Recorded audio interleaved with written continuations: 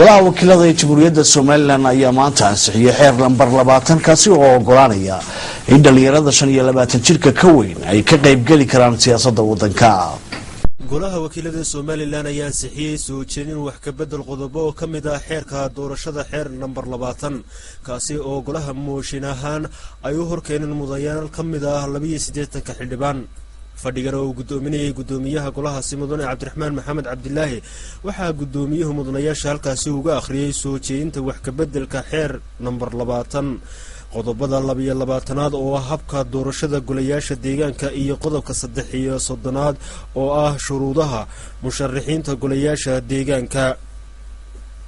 qodobadaasi oo dhalinyarada Soomaaliland ee 25 jirka u ogolaanaya fursadna u siinaya in ay doorashooyinka ka qayb galaan maadaama markii hore ay ahayd in 35 jir waxaan ka yarayn ay doorashada ka qayb galaan.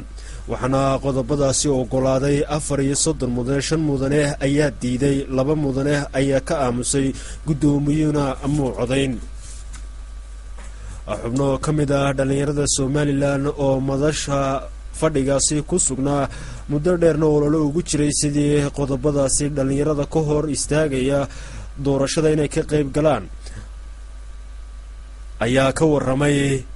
muddadii hawshaasi ay ku jireen iyo sida ay u arkaan ansixinta qodobadaasi wax ka bedelka lagu sameeyay. waxaana yidhaahdeen iyagoo arrintaasi ka hadlaya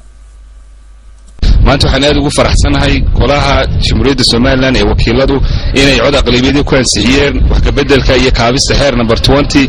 oo maanta si toos ah looga hor qaaday dhalinyaradii inay runtii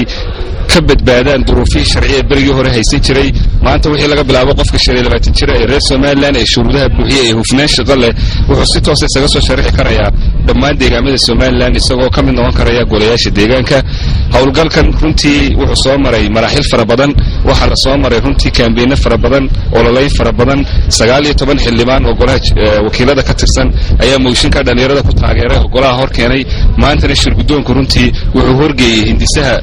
wax laga bedelayo xeerkaasi iyagoo xildhibaanadu 34 xildhibaan ay cod aqlabiyad ku ansixiyeen 5 ay diideen inta kalena ay ka aamuseen gudoomiyahana aanu codayn. sidaana maanta runtii waxa ansax ku ah qodobkaasi xeer number 20 oo dhalinyaradii inuu kaaba mooyaane aan ka hor imanayn haddii Ilaahay raado.